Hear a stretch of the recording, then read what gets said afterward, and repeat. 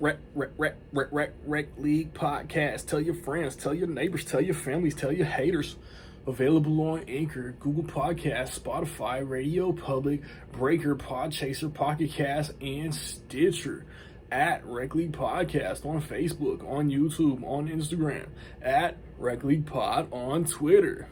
Episode 57 available now. Yo, whether you watching this from Facebook, Twitter, click the link in my Instagram, or YouTube itself. What up, world?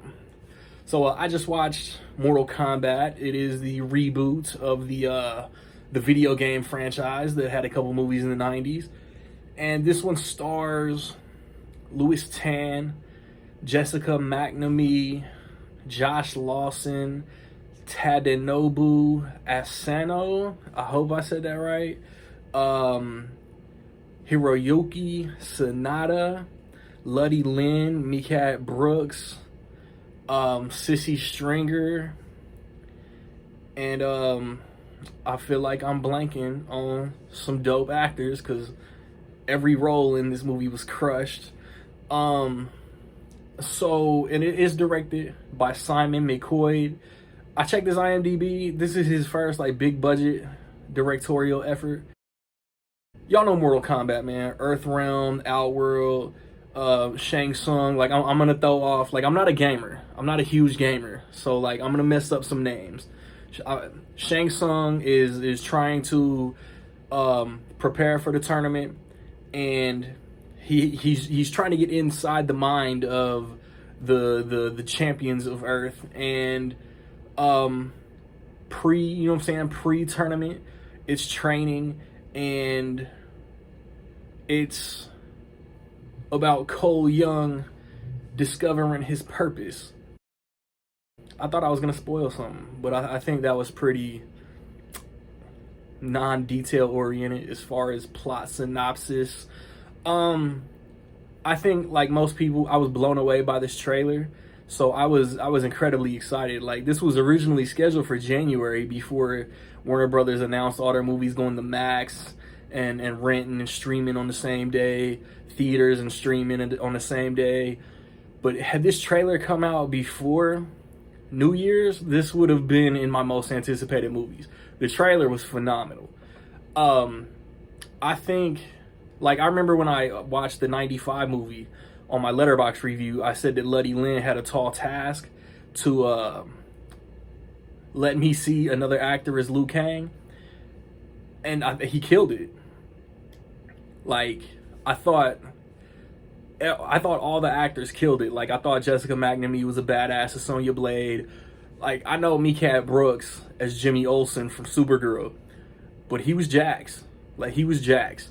I feel like the trailer set up hey, we were chasing this dude and he had superhuman abilities, and that was 7 years ago. But they kind of scrapped that whole 7 years ago thing, because dominoes fall, and it just Jax loses his arms and they just keep going with the story. There's no time jump.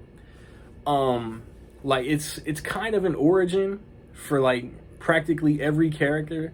They do something really cool with the Mortal Kombat logo. It's rated R. It takes what they did in the 90s to another plateau. Josh Lawson, if you've watched House of Lies on Showtime with Don Cheadle and Kristen Bell, Josh Lawson as Kano is a scene stealer. He's hysterical in almost every scene he's in. I want to say early on the fights were cut pretty quick, and the earlier fights in this weren't that good, but as the movie progresses, the fights get easier to watch and better. My only real complaint with this is the character of Cole Young. He's a created player specifically for this movie, and he's the most dull character in the whole plot. We've seen this big thing is happening, so this character has to get out of his comfort zone and learn his purpose in order to be the hero. This could have, maybe because they did it in the 90s, this could have been Liu Kang. This could have been Kung Lao. This could have been Sonya Blade. But for whatever reason, they needed to create this character from scratch, tie him into another character, and make him like so important to the whole plot. I don't know, like I just like wasn't a fan. Like it was cliche to me. It was expected. You've seen the trailers, you know exactly what you're gonna get with the Cole Young character.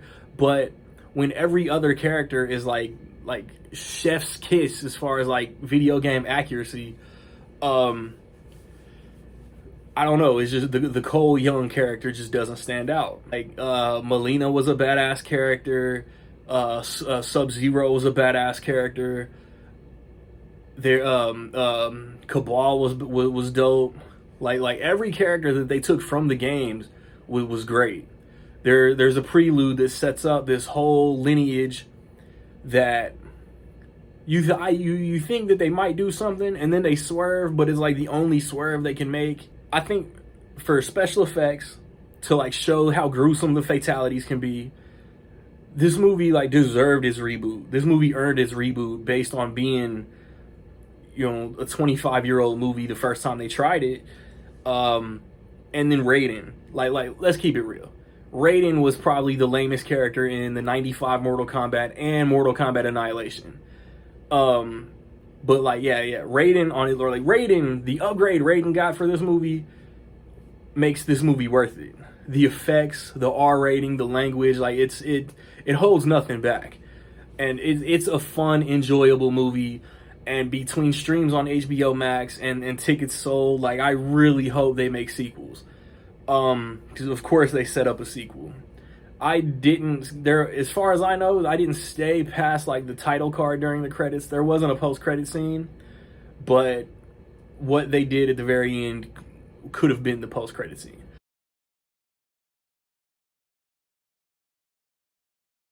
So with all that being said, man, I will say that in my opinion, Mortal Kombat was almost dope.